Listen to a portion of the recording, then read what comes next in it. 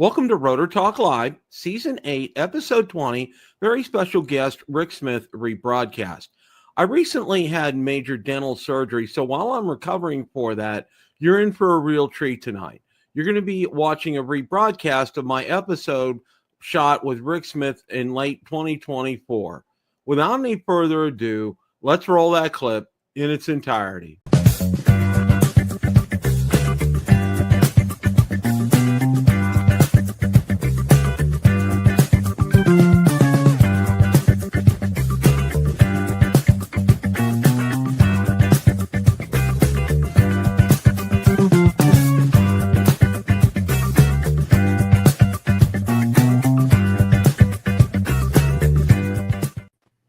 Good evening, everyone. Welcome to Rotor Talk Live, Season 7, Episode 50. Very special guest, Rick Smith from Drone Valley. Rick, how are you this evening?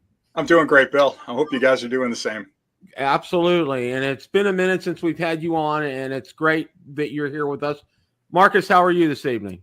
Pretty darn good. Another foggy, cold day in Idaho today. So, problem.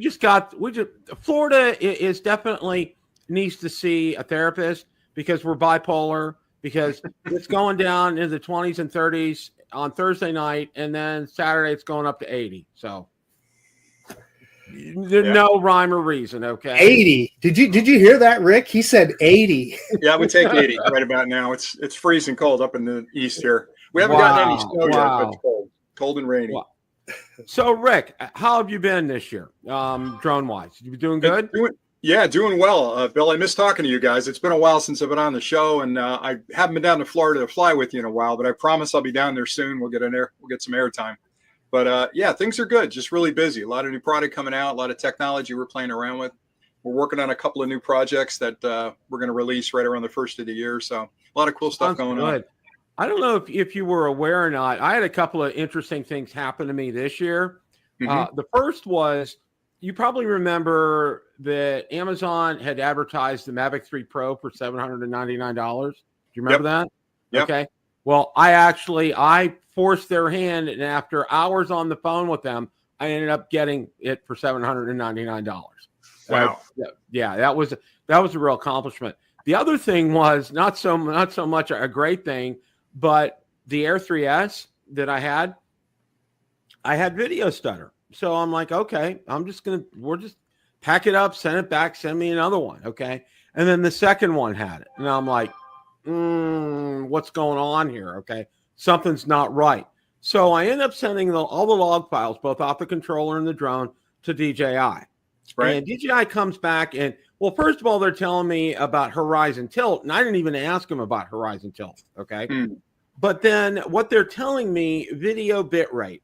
And they said, check the medium you're playing the video on. So I'm like, okay. So what I did was I have a small 14-inch HP laptop. So I played it on that, and I looked at the refresh rate, which was 60 hertz, okay? Okay. Then I try, and it was fine. So then I go ahead and I try it on my 17-inch HP laptop. The refresh rate is 160 hertz. It was stuttering. It was all due to the refresh rate. I'm like, hours spent with that, and then it ends up, it's something so simple that it was crazy. Well, I got a technical question for Rick. Okay. So when he says 60 hertz and 160 hertz, is that how many times it redraws the picture on the monitor? Okay. That's exactly it. Yeah, 120 hertz. It's actually 60 and 120. The 120 is slow-mo, right? That's where you get you get more frames, so you can slow it down a lot smoother. But the one thing I've tripped over, Bill, is the H264 versus H265. Mm-hmm. And a lot of the newer drones like this one, if you record the higher resolution, they force you an H265. You actually go in there and have to switch it back. And right now, Premiere Pro has got a heck of a time with H265. It's really difficult to edit that on Premiere Pro. So I've had to go back to 264 for most of it. But even on the 3S, if you move into 4K at 120 or 1080p at 240, it defaults to 265. So that may have bit you as well. Take a look at that file. I'll bet you that's exactly what I was thinking as well too. And now I got the new one, and I'm like, I haven't had a second because, as I said in the intro, we're busy getting ready for the holidays because my family's coming down. So we're burning the candle at both ends. Plus, both my wife and I are working, and then enough of the excuses. You got a drone. Get outside and start flying. Absolutely. Come on. I don't want to hear about you're busy. You got a drone. Get out there. Absolutely. We're going to be doing that this weekend here. Everything like right now, and we're not really gonna touch on it. There's everything about the drone ban, and now that they changed the language and everything. We can talk about it. Yeah, it's all right. I want to. First of all, I want to get your take on all this. Sure. And second, is this something that's really going to come to fruition? What are your thoughts on this, Rick? Yeah, politics and fun never mix. They really don't. It seems like anytime we have something cool, somebody comes along and wants to get involved and regulate it and change the rules. So at a very base level, and I don't want to get your channel in trouble because I tend to be pretty bit of a firebrand around this because I don't like politics in general, but specifically when it starts affecting my life and my fun and my hobby. But this whole thing around DJI being banned in the States, and I've done several clips on it already, it's pure nonsense. When you think about the amount of intelligence that anybody could gather from a drone flying at a couple 100 feet in the air in very limited areas, it can't fly into a no-fly zone. It can't get near a military facility. And you're also, if you're the bad guy, trusting that drone flyer is going to fly where you need him to fly and capture what you need him to capture, like that's enough right there to make it nonsense. But then on top of it, you know what it's like when you record a video file to your SD card, it's gigantic, right? And then how does that file get from your memory card to the bad guy's server, right? You've got to connect to the internet. There's got to be all kinds of nefarious things going on in your computer where they've hacked you and they're grabbing files. And if you were forced to upload it over your connection on your phone bill would be astronomical, right? For the amount of data you're using and everything else. So the whole thing is just flawed from so many different technical perspectives. But what it comes down to for me, and this is the case with most politics, is if you have enough money and you really need to get something done, you'll hire a good team of lobbyists. They'll find a senator or two that needs a contribution or needs a little bit of sway, and they'll get in their ear and they'll propose these type of bans. Now you got to think, well, who does that really benefit? Well, it benefits the companies that are pitching for that government contract that don't want DJI in there, who can sell the 3S for 10% of what those commercial drones cost with way more features and way more functionality. It just blows the competition out of the water. So if I eliminate DJI and I'm a competitor, I can now charge 5-10 times as much for my drone that can't quite do what the DJI drones can do and eliminate the competition. And then the next question, which is going to get me into trouble, who's on the top of that pile? It's the company that all of us trusted. I love them. I think the two founders are brilliant. We're talking about Skydio, but they've kind of gone to the dark side. They were a consumer hobbyist group that all of us that bought Skydio products supported, gave them the funding to go after the commercial market. And the minute they started getting uptake in the commercial market, they dropped the consumers. They ran like their shoes were on fire to get out of the hobbyist market into the commercial market. And I believe that they've got a big influence over what's going on with these bans. I think they're lobbyists. If you follow the money and the food chain of who's involved, you'll see that a lot of the people that are close to Skydio or people that work at the DoD are now working with Skydio as their legal lobbyist team. So I think the whole thing just stinks in general. And I do too. The bottom line is I would be shocked if it passes. I know that Stefanik has been on it. Now she's, I guess, misdirecting somewhere else. She's going into part of the government somewhere. I think Trump's got her earmarked for something, which is probably a good thing, right? But I just think it's a whole lot of noise over nothing. And I'm, at this point, very optimistic that it won't happen, that we won't have any issues with it being banned. That is, and that's kind of the way I've been thinking as well, too. A lot of this was making a lot of noise. It was an election year, rattling sabers. And, if it would, and this is what I told people, if it would, there's nothing in place. There's nobody to step in. Okay. And then you talk about, coming back to bite you, Skydio's batteries were coming from China and they were banned.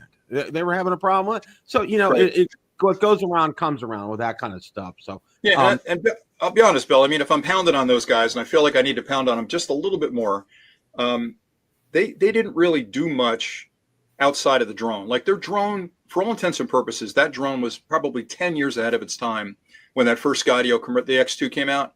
It's got trinocular vision on it. No one's mastered that but them. That's the one with the 3 cameras, and you can see depth in addition to seeing solid surfaces.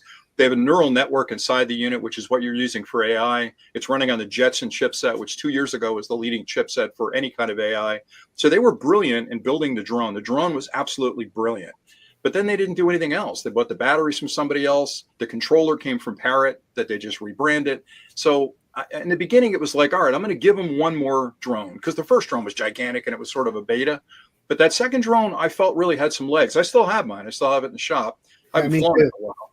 But yeah, but I felt like they were cutting corners, and I really was waiting for their Gen 3, and that's when they made the move into commercial. But let me say one more thing, and then I promise I'll be quiet. Even if this ban happened, the way the ban was written is it wasn't an FAA ban. You guys know that, right? It was an FCC ban that said, if this ban goes through, they're going to direct the FCC to shut down any new applications that DJI put through for their radios. They were going to shut them down on the new performance of the radios. It didn't affect any of the old drones. So if you owned a drone before the ban went in effect, you still can fly that drone because it's already been approved by the FAA. It would have taken a lot of work to go back and retroactively rescind those. So I think even if it happened, I wasn't that worried, because there were plenty of drones out there that we could still fly. But I don't know. I feel uncomfortable almost even talking about it, because I don't want to give the fire too much air here. But for me, I think it's a bad idea to chase it. I don't think there's any issues with China spying on the U.S. through drones. Let's face it, they've got access to Google Maps. They've got people with cell phones in the country that are walking around that can get 4K video of anything they need. So why are you picking on me? Leave me alone. That's my 2 cents on it. I can distill it down to say this: it doesn't meet the sniff test, right? No. It just doesn't meet the sniff test. They've never been able to show us the smoking gun ever, right, because it doesn't exist. Yeah. And one other thing, Bill, too, is it's interesting to me that it was only DJI they were going after for a long time. The number one manufacturer in the space that would, quite frankly, clean up in the commercial space. And then after people started complaining, like, well, why DJI? Autel drones are made in China. All these other third-party drones you can buy on Amazon are made in China. FIMI's made in China. You can buy some really quality drones that aren't DJI.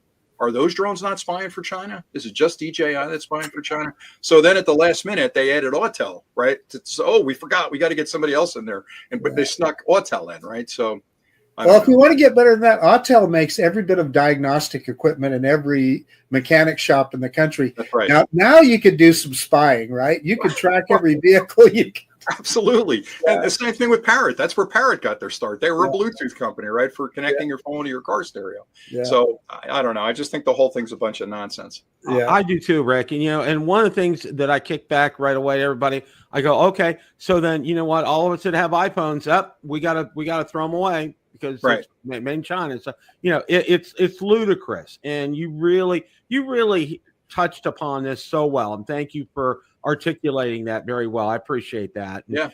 It kind of, and I kind of have been of the opinion all along that this is not going to fly. And it was just a lot of saber rattling and just, posturing and things like that. So, yeah. Now, and you know what? We're going to talk about drones now. We're done with the here. We're going to talk about drones. Yeah. Before you jump off that, I've seen a couple of comments already. So I'm in New Jersey. And, of all places for us to have trouble with drones, right? It's got to be New Jersey, my home state. Now, I'm in one of the few states in the country where we had a governor a couple of years ago, almost a decade ago, that Chris Christie, which I was not a fan of. But anyway, I'm a fan of him now. He put a bill through that rescinded all the local ban restrictions. So in New Jersey, we had Parks ban drones, the Elks ban drones, these guys ban drones. So it was kind of a patchwork of you can't fly here, you can fly there. It was very confusing. So one of his last acts, he put a massive bill through, and part of that bill, with the help of DJI, actually rescinded all the local drone bans. So we're one of the few, what I'll call free fly states, where you can fly anywhere outside of a national park. We don't have one, but you can fly anywhere, which is kind of great. The problem is right now, we've got a ton of drone sightings, supposedly drone sightings all over the state, and everybody's up in arms over it. And I'm I'm trying to bat this down because when you're a drone guy, the minute something like that comes up, I get 75 phone calls from family members, and we get 100 emails from viewers, and I love the interaction. But when you look into it, a couple of things. Number one, as humans, as a species, we're pattern matchers. Like, it goes way back to the days we were in the cave, right? Where reptilian brains are looking to make sense of things we don't understand, and we're looking for patterns. So when somebody looks up in the sky and they see blinking lights, first of all, it's impossible to tell how high that device is. You don't have three-dimensionality up high. You've got to have a reference point to know how far something is away from you. So you got two dimensions up there. It could be 500 feet, could be 5,000 feet.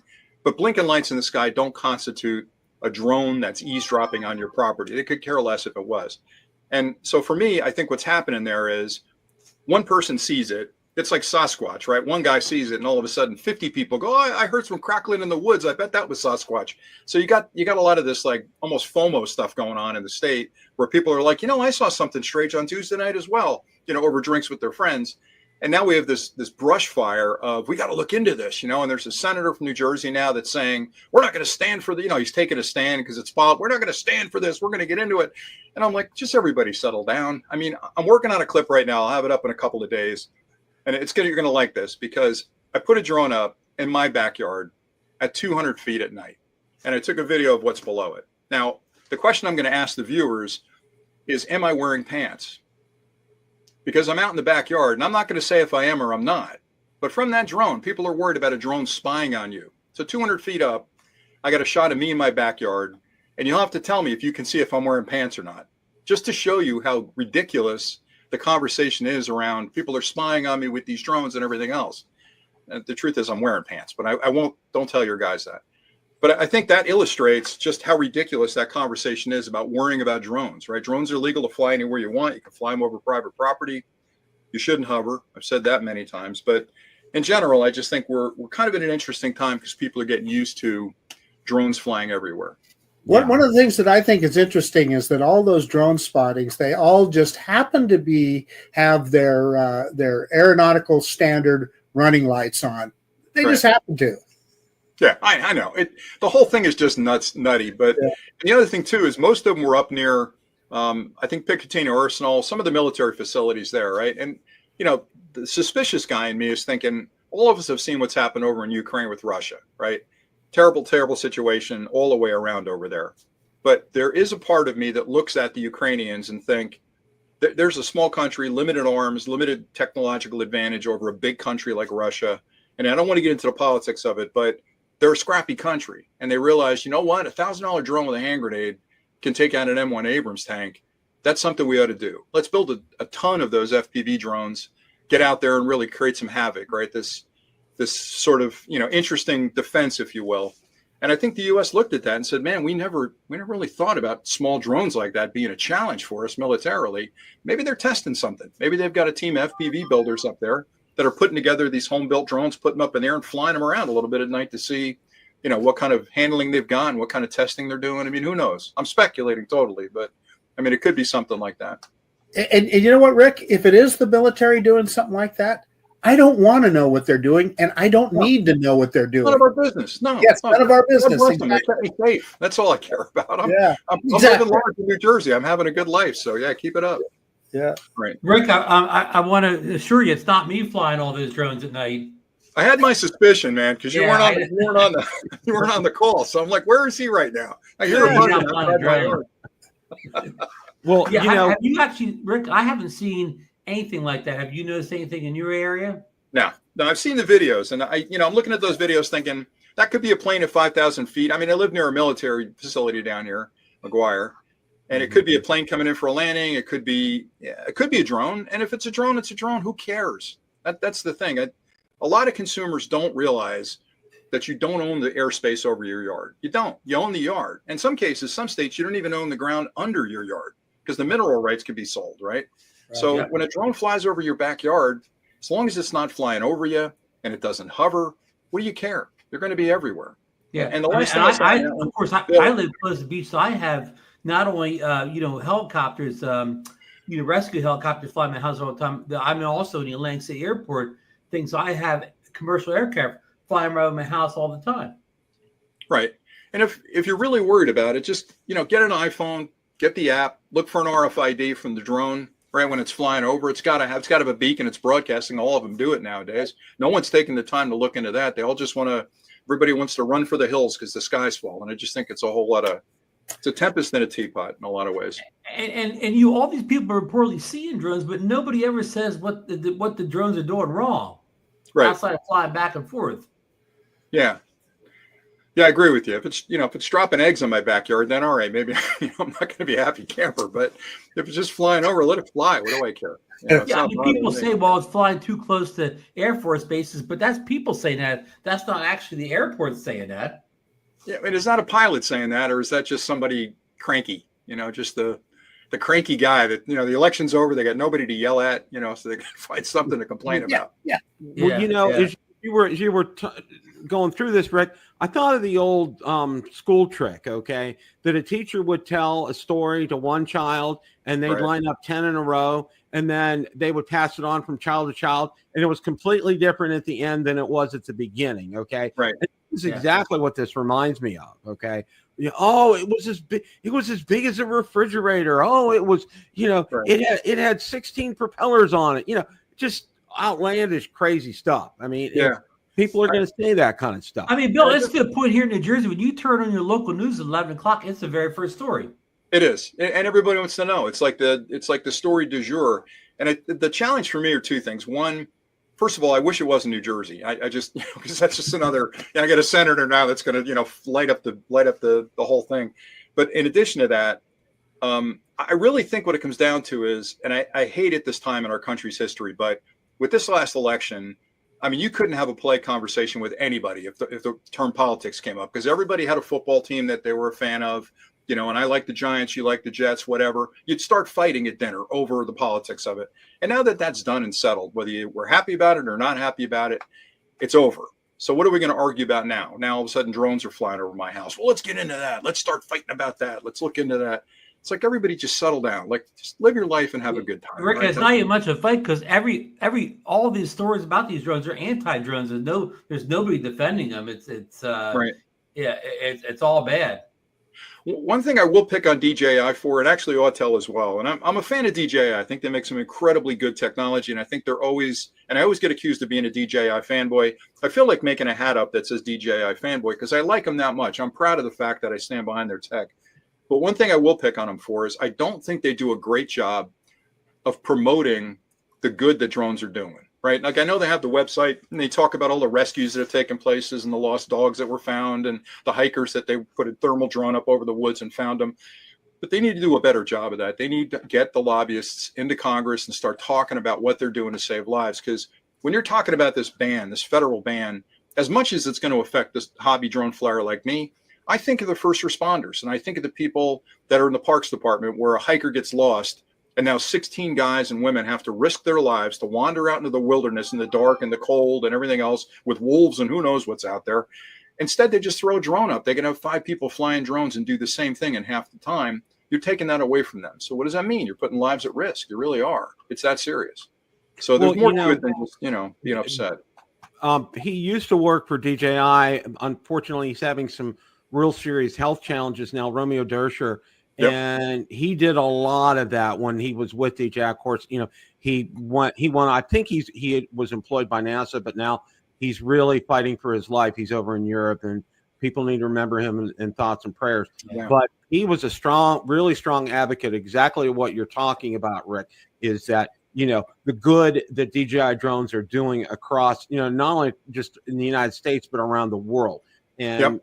And you're right. They really need to, they need to have a dedicated team to get that message out there. I am so avid about that. Yeah, I agree with Rick a little bit here. I think they're, what they're doing to advocate drones for good is nice, but it only reaches people like us. Whatever right. we're already in the choir, whatever. It's not getting out to people beyond the drone base. The good that the DJI drones are doing. One more facet of that is, how about this? Also, get across to everybody just the sheer joy of flying a drone. Like Rick, you put it across very well, and hopefully I do too. I'm just grinning like a monkey every time I'm flying that drone around, And that's a part of it I think a lot of people miss. It's just brings a lot of joy to a lot of people.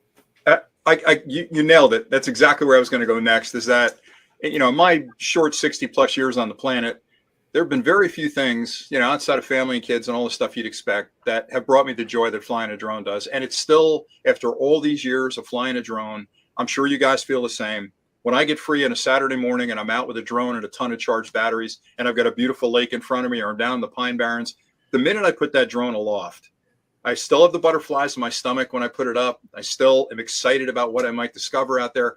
But there's an unbridled sense of joy when I'm flying that drone that I can't find anywhere else. And I know other people find it playing golf. They find it on their boat. And God bless them. That's great, right? But for me, putting that drone up, it's the combination of the advanced technology, the experience of flying like Superman over a landscape, capturing some incredibly good footage, all of that. I'm smiling even thinking about it. Now I got to get back out there and start flying drones at night over New Jersey just to get going again. There you go. Yeah. Well, you know, this year we've seen, you know, the Air 3S. It's like, how could you? I've been saying, how could you get better than the Air 3? Then there's the Air 3S. Okay, and then right on top of the heels of that, the DJI Neo comes out. Right. And we're hearing about the DJI Flip. What are your thoughts about the Flip, Rick? Well, you got to sneak one of those in, don't you? Well, let's talk about the Neo first. All right. So, okay, sure. All right. So the Neo, I'll tell you, when this came out, all right, for starters, I work with a lot of companies, right? So this is the Hover product. You guys remember this one, right? That was the first Right. gen Hover, right? Mm-hmm. Then they came out with the Hover, the new one, the X1 Pro Max, which Okay. awesome drone. I can't say enough about this drone. Right on the heels of that, DJI released the Neo. And I thought, okay, 4K 30, 8K, 4K 120, like there's no comparison. Folds up, fits in your pocket. This one's rigid. So when I first got it, I was trying to find something good to say about it until I flew it. And then I thought, okay, as a selfie drone, pretty awesome. Oh, I can fly from my phone. Update comes out. I can use virtual joysticks. Pretty awesome. Then they came out with the controller. Okay, now I can fly like a regular drone. Well, how stable it is in the air? It's incredibly stable in the air. It can handle strong winds. It takes really good video. I can fly at FPV. Like this to me represents the future of what DJI is going to do with a lot of drones. So now when you talk about the Flip, and again, I got some NDAs. I can't talk too much about anything. I don't know anything about the Flip. I'm being totally honest. I know nothing outside of what maybe I've whispered and heard in the background. It's going to be another drone. It's going to be another small drone from what I can tell. It's going to fold up in a different way than the Mavics fold up. Do I need another drone at this point? I don't. I mean, I've got everything I need to fly. So for me, okay, it's cool. I'll test it. If they send it, I'll give it a fair review. But between this one and this one, these two, and actually the Mini 4 Pro, I got everything I need. And every time they release a drone like this, I think to myself, what could they possibly do with the next drone that would incite me to buy that drone and get excited about it? But they always surprise me, right? Now we got LiDAR here. We've got better technology here for, you know, return to home kind of things. And I'm testing a lot of that stuff. So they're always up in their game. But I think, Bill, I think most of the revelations in drones happened, the major revelations in drones happened probably 5 years ago when that first Mavic, the foldable Mavic came out, the Mavic Pro. When they first went from a Phantom airframe, that fixed airframe, to a foldable airframe, that was an epiphany. That really was an amazing move for DJI. And everybody followed suit. Everybody's following them into the breach, right? Yep. And these are they're just iterations of that are better cameras, longer flight times, you know, all the things you care about. But for me, I think that'll be the last one I own. Now, okay, is there a Mavic 4 coming? Probably. Is there an Air 4 coming? Probably. Is there a Flip coming? Probably. I'll leave it there. Well, what I was going to say about the Flip, Rick, was, you know, I know you talked about the Neo and the Hover and you know, kind of comparing the two. From what I've seen, and this is just from the links that I've seen about the Flip, I would think that would be more in line and comparable with the Hover series than the Neo is, because I think the Neo for me, it is a entry-level drone like no other entry-level drone. It's right. It will get people on board with DJI, which I think is really the true intent and purpose behind that drone. I think the Flip is taking it up a notch. Is it as good as a Mini 4 Pro? No. Is it better than the Neo? Yes. So I think it's hitting that middle ground right there, if you will. Yeah. And I think it's going to be more in competition like with the Hover series of drones that just came out. What are your thoughts about that? Yeah, I think you're right on the money. So I think what happened was this was out for a while. And you remember, you were, way back when we went to CES 5-6 years ago, these guys had this as a beta. It wasn't looking like this. It was smaller and everything else. And we looked at it and said, okay, it's a folding drone. It's gigantic. That's not really going to take off.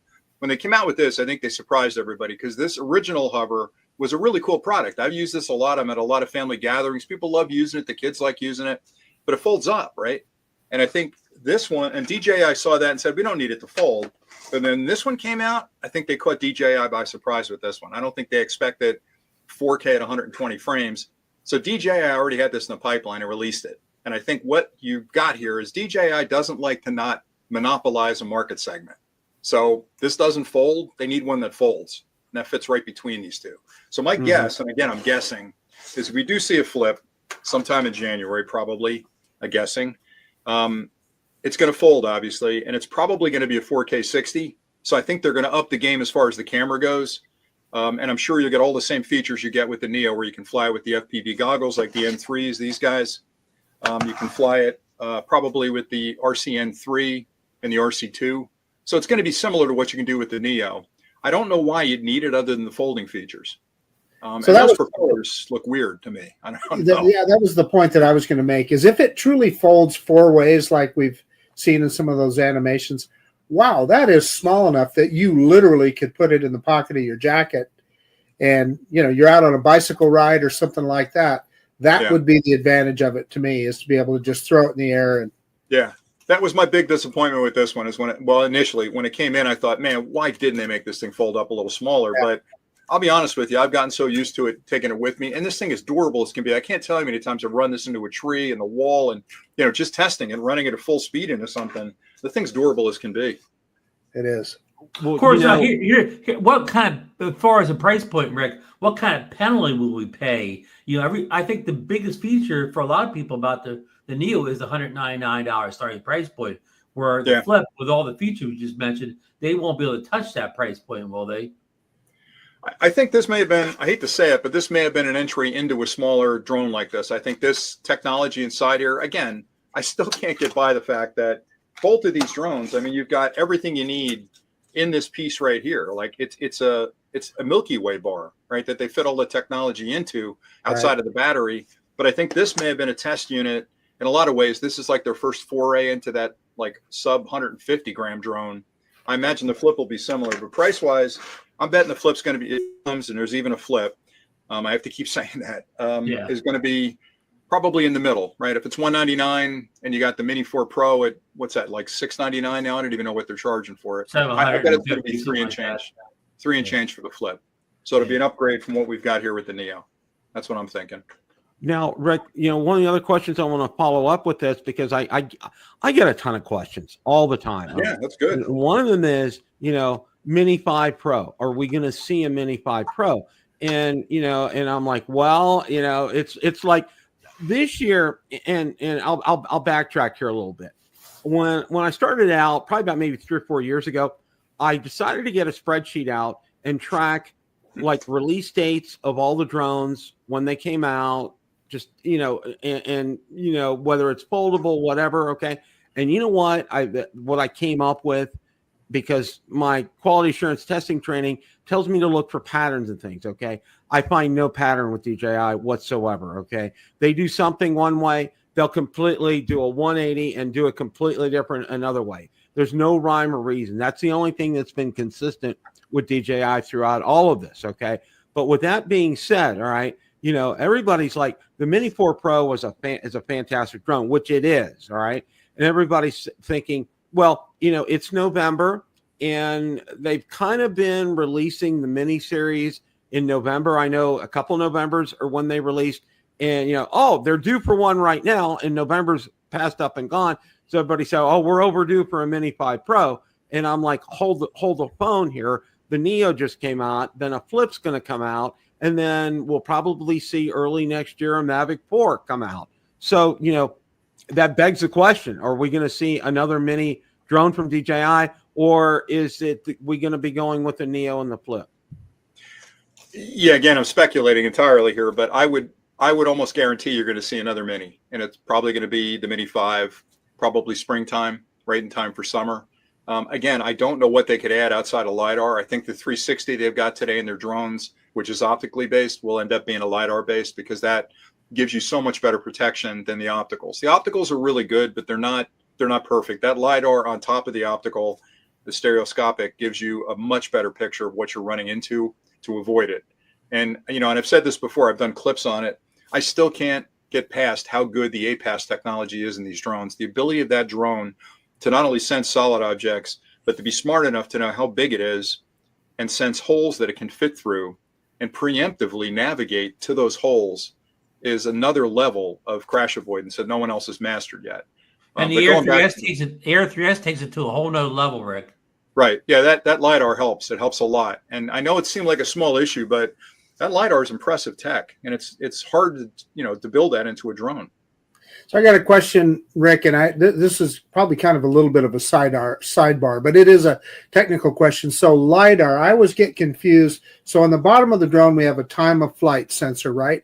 And that's pointing light down and bouncing it back up, and that's how it tells how high off the ground or it is. These two guys, infrared. Yeah, what's the difference between that and LiDAR? Yeah, so well, first off, that's the one that gets you in trouble when you're flying over water, right there. Right. So people with the Neo are crashing in the water. It's because the Neo is not as sophisticated. This guy has optical as well as the LiDAR for the down facing. So the cameras are actually looking at the ground, just like a crash avoidance going forward. It's going to avoid the tree. It knows where it is.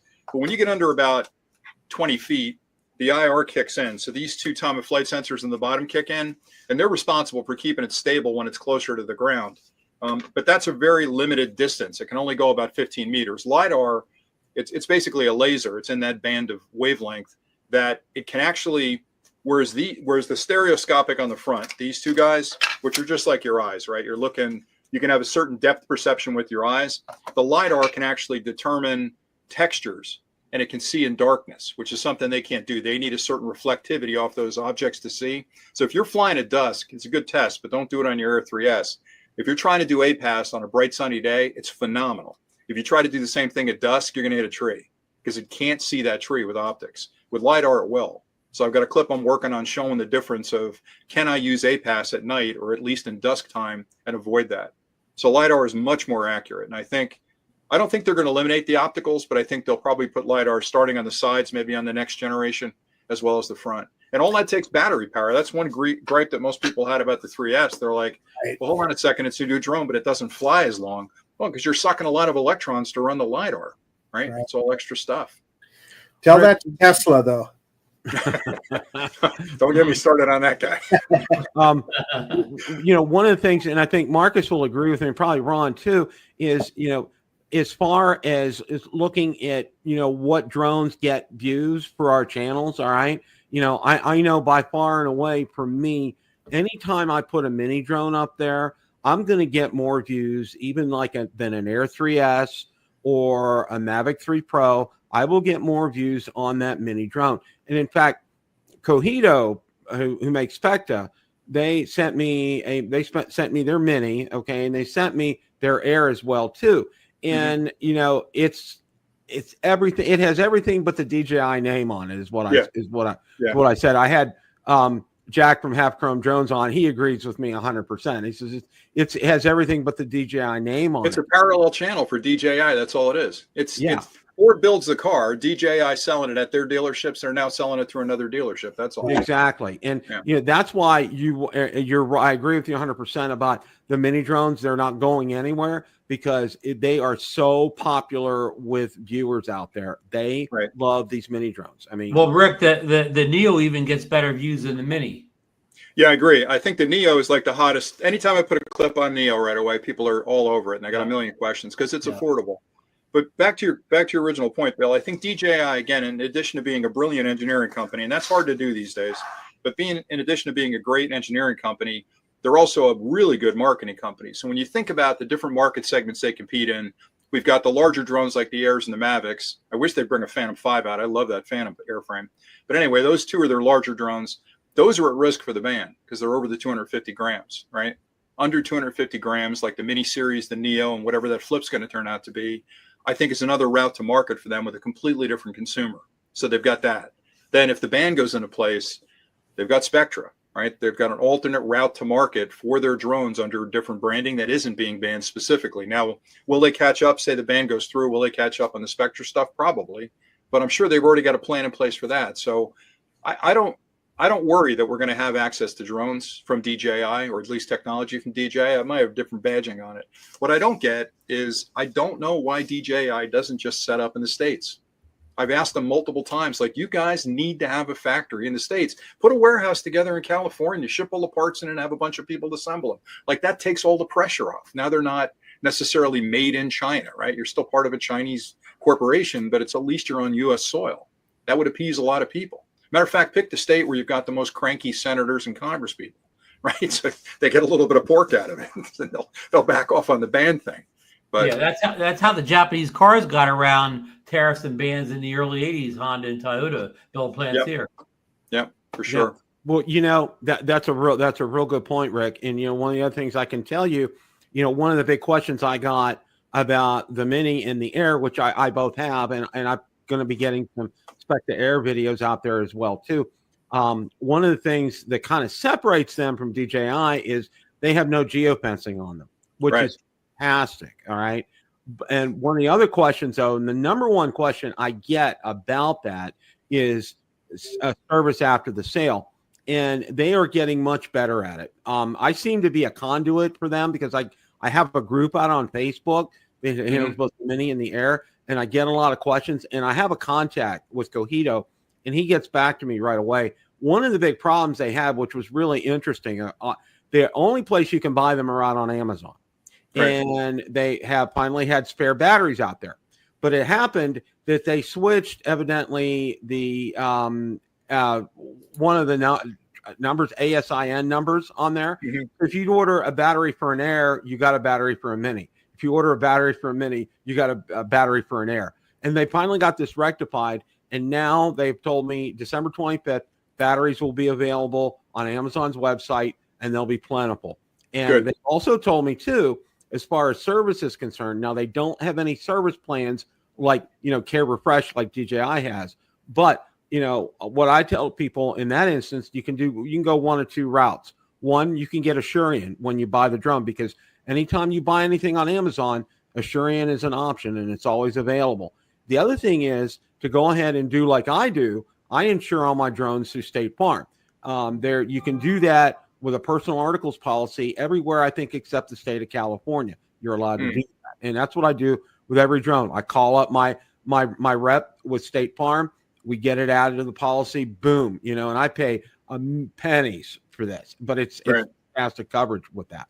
So, with all that being said, I think they're starting to get caught up to things. They're starting to get with things. And a lot more people I'm getting a lot of people are saying, we're buying the Mini. We really like it. It's been a great drone. Thank you for pointing me in that direction. So, I think for me, that Mini 4 Pro, that chassis, whether it's the Spectra or the other one, is the best drone I fly. I mean, the easiest drone to fly. It's with me everywhere. Takes great video. And I love the Air 3S series. I even like the Mavics. I have a couple of Mavics that I fly, but that Mini is, for so many reasons, like really the perfect drone. It really is amazing what that drone can do. Rick, just your opinion. So Bill touched on it just a second ago, and a lot of the reason that people like Spectra is because they don't have the geo zones. Yeah. Why does DJI continue with that? Did you see me grimace there? I was grimacing when he said that, because I take a lot of heat for this, but I think the NFZ zones, the geofencing is a good thing. And I've stood by that from the very beginning, because I feel like all of us and all your viewers here, and I'm being as honest as I can, are into the hobby. They understand the rules. For the most part, they fly by the rules. But the public at this point at $199 don't even realize there are rules. And they'll buy a drone at Apple. They'll buy a drone at Amazon. They'll charge it up, go outside and fly it like crazy. And all it takes is one knucklehead out there to get noticed by doing something really dumb, like flying over a football stadium to get that one shot. that puts everybody else at risk. So I think NFZs, first of all, you're not supposed to fly in those zones. And yeah, I know it's a pain in the butt to get unlocked if you're close to an airport and you want to try and do some real estate photography. But I think what it does is it basically prevents the people that aren't paying attention to the rules from violating the rules. So I think it's a good thing. And I know I take heat for that on the channel because they're like, I will never buy a DJI drone because of the geofencing. Well, what are you trying to do? Like, what is the geofencing preventing you from doing? Are you going to do 60 miles an hour through a school zone? Like, what do you need to do with the drone that it prevents you from doing? Right.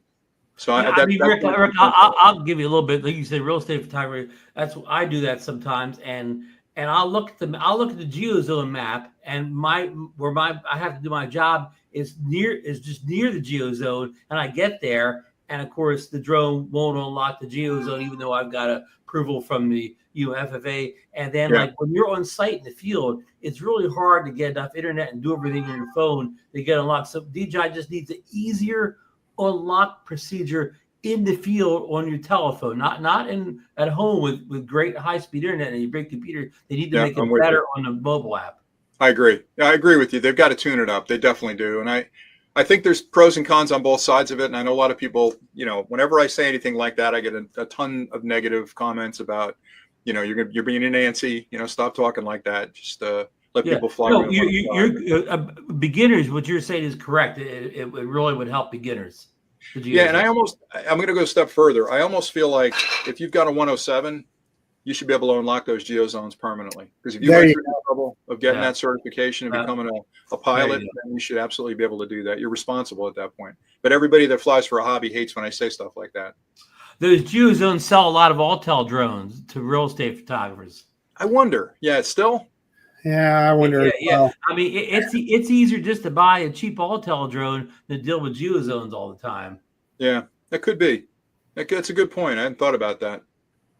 So, Rick, I got to ask you this question. This is one I think this is something I ask every time we have you on the show. All right. Right now, as far as consumer drones are concerned, what's your favorite consumer drone and why? A Mini 4 Pro, hands down. Mini 4 Pro. Even over the Air 3S. I mean, this takes phenomenal photos. I'm doing commercial work. This is the one I'm taking. But when I'm flying, Bill, that drone is small. It flies a long time. It takes fantastic video. It handles wind well. It's got tons of automated features. The APAS is outstanding on it. I mean, everything about it is just it's really quiet. It's quiet, Rick. It's quiet too. Yeah, that's the other thing is when I'm flying the 3, everybody hears it and they're looking up like, whoa, there comes the drone. What's going on with the drone? Whereas the Mini 4 Pro, it's whisper quiet up in the air. So I don't know what more I could want outside of and easy to travel with, right? When I went to Hawaii, the Mini 4 Pro, of course. Right. Everything's smaller. Batteries are smaller, everything. Yeah. Yeah, that's a winner. Although, Bill, I'll tell you, I don't know, man. This guy's going with me a lot nowadays too. So, I would say so. The latest talk has been about a Mavic 4. All right, and and I told one of the things that I've told people with this is we're starting to get some more information about it, and it's probably going to be an early next year kind of a thing as far as the release is concerned.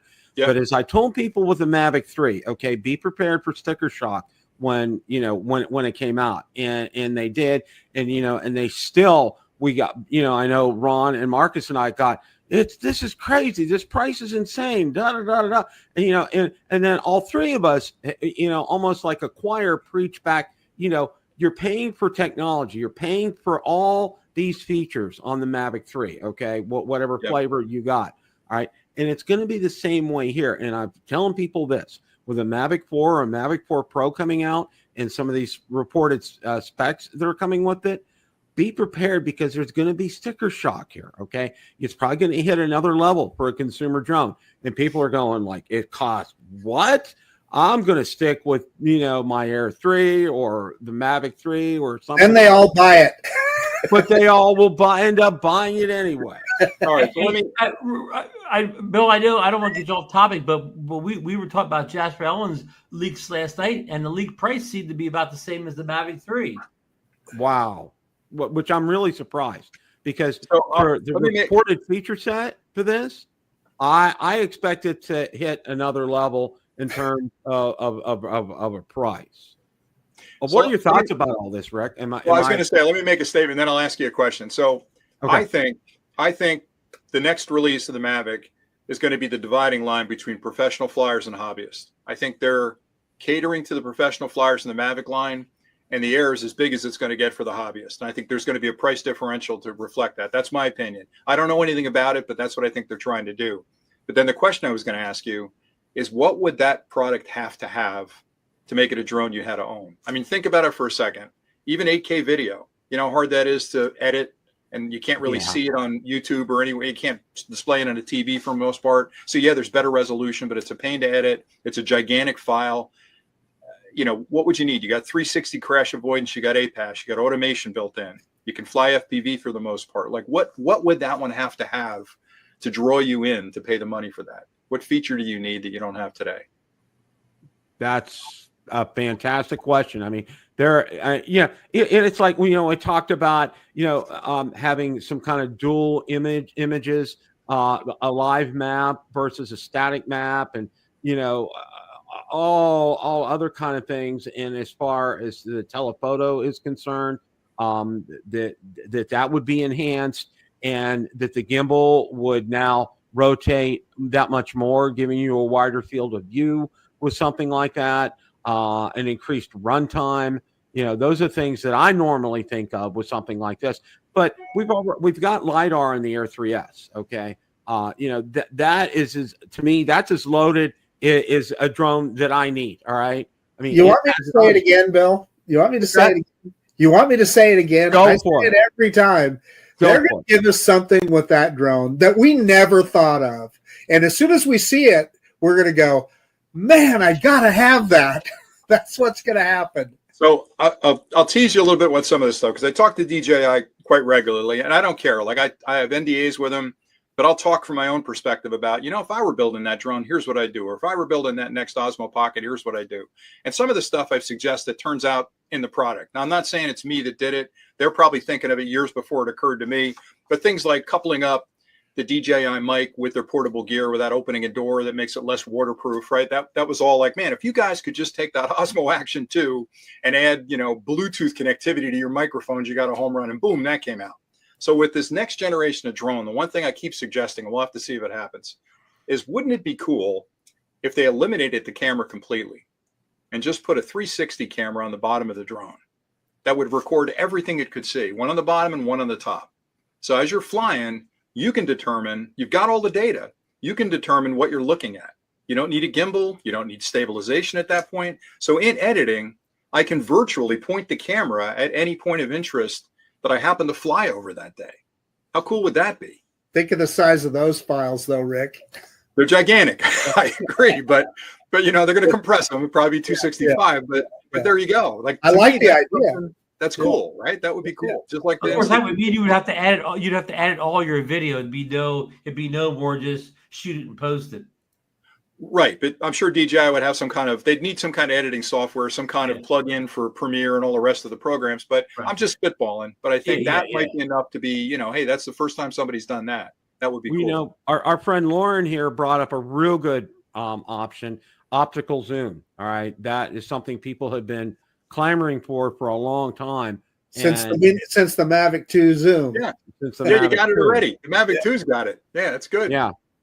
So, you know, that would be something there. So, I mean, there's a laundry list out there. We can speculate until midnight here and go over everything, but you know, it's going to be what it is. But I think you made a really good point here, Rick, is, you know, that there's going to be a dividing line. And I think I said this before, you know, the Inspire 3, for all intents and purposes, was that dividing line, or the Inspire series, for a long time, between consumer and professional.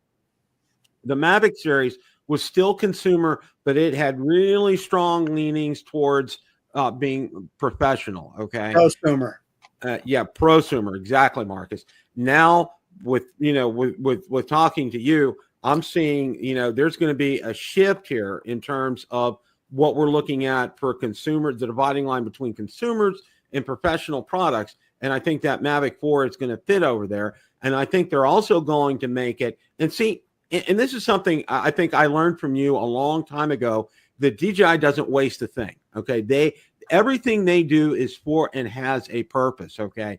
And when they build this Mavic 4, it's also going to be built in mind for the enterprise, okay, and to do enterprise level things. And it's going to be easily adaptable to that. And I think that's one of the things that we're going to see here with this. I think we're going to see that dividing line, like you said, and I think it's going to cross that line. Will consumers still buy it? Absolutely. I think people will still buy it because, you know, they got to have a Mavic. So, yeah, I think one of the things I think you'll probably see if they do that route, like I wouldn't be shocked if they did it, but maybe not the Mavic 4, maybe the Mavic 5, but it'll start adapting some of the features that you need, like on the Inspire. Like you've got the co-pilot camera that's different than the main lensing camera.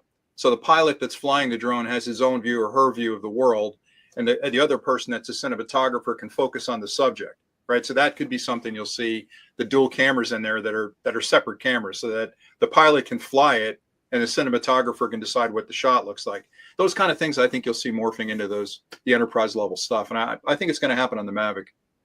The other thing, Bill, I wanted to mention is, and when I told before I got beat up about being a fan of DJI, but I am constantly blown away by how many different markets they enter and dominate. When you think about the action camera market, right? Now you can argue all day about GoPro versus Action. I think that action camera is outstanding product. The wireless microphone space, right? DJI Mic came out, 3-4 years ago? They dominate that space. I just reviewed the new Mini from Rode, their little mini mic, and the Mini from DJI. The DJI mic is head and shoulders above it. It's just that good. So they enter that market. Now they're in the power station business. I hear rumors they're getting into the Roomba vacuum business. There's all kinds of markets that they're penetrating because their engineering team is just like, what do we want to build today? You know, and they're starting from scratch and they're building incredibly cool products that are really intelligent. And you really hit the nail on the head here. You know, when they get into a market and when they do something, okay, it's not half-hearted. It's not with a half effort, okay? They're in at 120%. And I can testify to you about the mics, the action camera. It took me forever to upgrade from my Action 1, so to speak, to and I got the Action 4 before the 5 came out, but I am as pleased as punch with that. And then the mic, the DJI mic, and how it fits in like with the Pocket 3 and the Action 4. It's like a seamless integration with this stuff. I mean, the ecosystem, it's all part of it. And then now I just ended up getting a Power 1000 myself, and I bought the cables to go ahead and be able to charge my drones. And it's just like, it's all hand in glove. It all fits. And there you go. And again, when you talk about the power stations, like a lot of people miss this, but they have the software-defined ports on there, which is a software-defined port, meaning depending on what you plug into that port, it adjusts for the external device that it's charging. So if you plug in drone batteries, it's going to charge at a higher rate. If you plug in the MPPT for an input, it'll adjust for a solar panel. So what they've got is a port that isn't locked into USB standards or 12-volt standards or AC standards. It's completely malleable based on the interaction with what you plug into it. It can adjust the battery delivery to that port, which I think they're the only guys on the planet. Now, Jackery's been out with power stations for a while. EcoFlow, none of those guys had that. None of them thought of that. DJI said, we're going to build a power station, and we're putting a software-defined port in there. We already built software-defined radios. We're going to build a software-defined charging port. Yeah, as an engineer, I'm like, how did everybody miss that? Power stations have been out for a decade. How did they miss that? So I got a lot of respect. Is that what they call a PD port, power detecting port? No, that's the mini USB. So the USB-C is the PD. That's power delivery, and that has adjustment. Power delivery. Yeah, power delivery. It adjusts, but it's still within that sort of USB standard. With that software-defined port, that orange port in the front that you bought all the adapters for, can actually go well above those standards. It can jump up to 60, 70, 100 volts DC. So it's really a DC to DC charging port.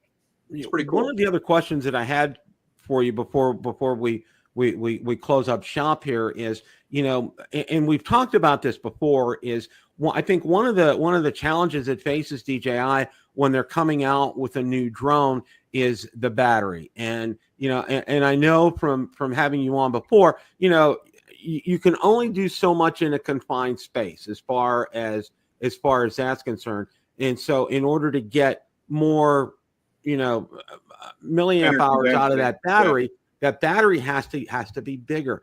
What are you seeing or hearing in terms of like battery technology? You know, is there something that's coming down the pike that's going to revolutionize this? Or your timing is perfect. So I work with a lot of companies doing sort of background reviews of products they're about to release, you know, and I'll review it, I'll test it, and then I'll send them a report saying, hey, this is cool, this isn't cool.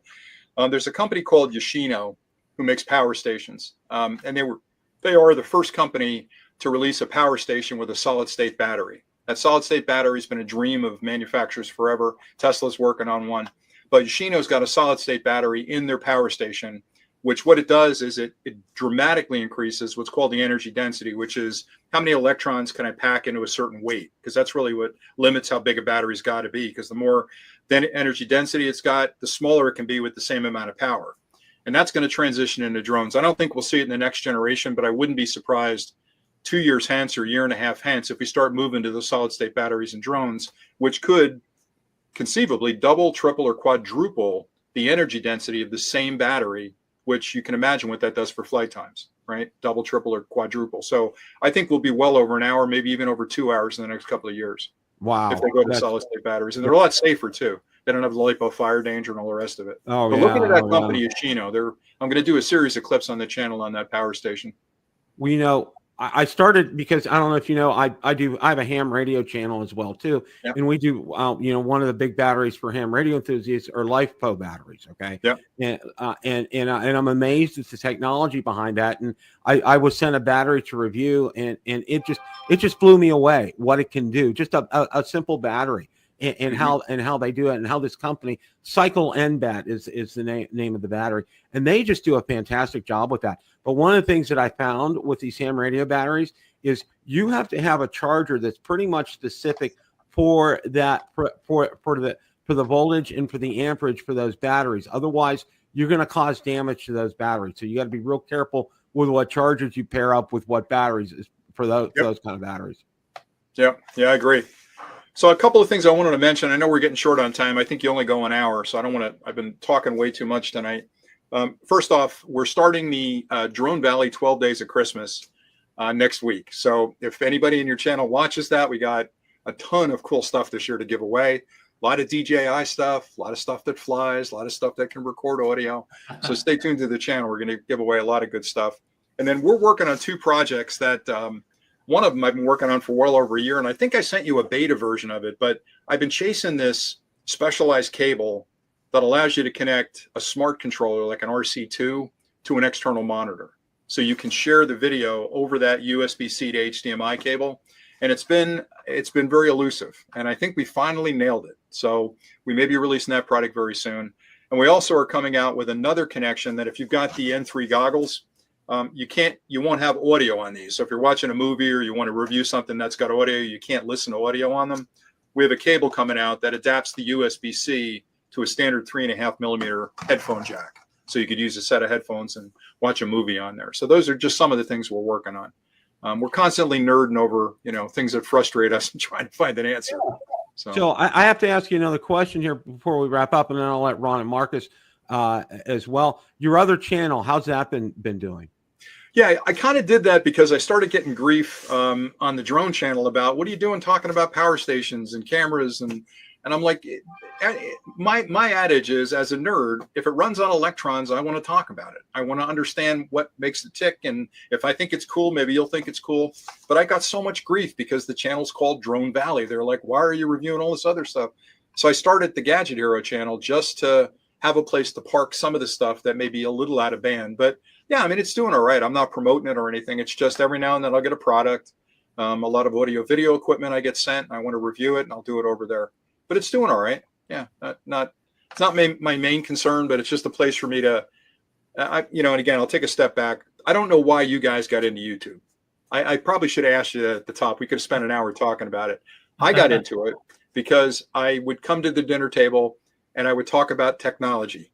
And my family put up with it for a lot of years. But I would be so excited about some new revelation or some new product, and I would completely monopolize the conversation at dinner. So my son said to me a couple of years ago, Dad, why don't you just get on YouTube and start talking about it? Now, I think he was being kind and really it found some interest there that people would listen to it. I think my wife agreed because she wanted me to stop talking about technology at the dinner table. But that's why I got into it, because I need to investigate things, understand things, and hopefully explain them to people in a way that they get excited about it as well. Now, I don't know why you guys get into it. I'm sure I can give you a real short Reader's Digest version. For me, I saw a lot of great videos out there, but they were 25, 35, 40 minutes long. And I'm like, you know what? There has to be a better way of doing this. and I really kind of honed it down to no more than 10 minutes, because one of the things you do, if you know anything about YouTube in the space, is you want to capture people's attention right away. Because if you lose them, they're not going to follow you for the 25, 30, 40 minutes in a video. So I think that's why I've really kind of kept my videos on the shorter end of things, and I think it's paid off. So have you watched my Marcus, channel? do you guys have any more questions for them? Have you watched my channel? Every clip I've got is 25 minutes long. I don't do short clips. And I'm the guy with no routine. I got 5-minute videos. I got 30-minute videos. I have no pattern for length. A 20-minute video is short for me. Right. Yeah, you get talking, and there's a lot to talk about. But you'll probably feel the same thing. What inspired me was the first couple I put up were just me talking. Right. I was flying the Phantom, or I was flying the Bebop, or whatever it happened to be back then. And by the way, I just posted my 1,000th video 2 days ago, if you can believe wow, that. congrats. So yeah, insane. I know. But the first one or second one I did, I had so many comments coming in going, man, I didn't realize that's how that worked, and thanks so much. And I felt like, you know what? There's a bunch of nerds out there like me that they're finding benefit in these. So yeah, I'll just keep pumping them out. That's all. So that was it for me. I'm going to say, you know what? It's about sharing the joy of what you're doing. And that's the fun that I get out of it. It's so much fun for me. I just want to share it with others. So that's kind of it. You guys do a great job, man. I'm fans of all your channels. I really am. You guys do a great job. Have Ron, Marcus, you have any other questions for Rick before we close up shop here? Marcus? I think we beat it all to death. Yeah, you did a great job, Bill. I just want to thank Rick for all the great videos he puts out. I maybe I don't get to watch every single one of them, but I see a lot of them. I always leave a nice comment for Rick. He always gets back to me. I always learn something from watching Rick's channel. Well, thanks. Yeah. Thanks so much. Same here, Rick. We thank you for being a pioneer in this space. And it's a great community, man. I'm glad to be a part of it. Really happy to know you guys. We really are thankful for you, and just keep up the great work. Don't stop. Sounds good. Coming from, I can speak for the three of us. Don't stop what you're doing. And don't ever stop the excitement. And I think Ron and Marcus would agree. I think we're all excited about this as well, but none of us are quite as excited as you, which is fantastic. and I think that that enthusiasm is contagious, and that's one of the things. Another reason too. Early on when I started my channel, one of the channels I looked at and watched a lot of videos of was Drone Valley, and I learned a lot on how to do things from your channel. You are a pioneer for me, and just keep up the great work, Rick. Don't stop. Thanks. Okay. Thanks. You guys all enjoy the holidays, right? Big holiday coming up. Everybody, hope you got family and friends. Absolutely. We got we got Good. grandchildren coming down from Ohio and their parents, and we're looking forward to that. Rick, stay on here. We're going to close up shop. I want to thank everybody in a great chat tonight. Absolutely fantastic. Make sure on the way out to hit that thumbs button up, not just for me, but just for our very special guest, Rick. And Rick is absolutely fantastic. Please do go watch his videos. He puts a lot of effort into them, and you will learn things from Rick's videos. I guarantee you that. So, and as Bill, always, guys, this is the last show for the year, right? No, we're going to have one more live show next week, and then the next two after that, they're going to be rebroadcast. So, Gotcha. One more live show for the year. So, everybody, as always, remember it's a great day to fly. Take care, everybody, and see you next week. Bye. See y'all.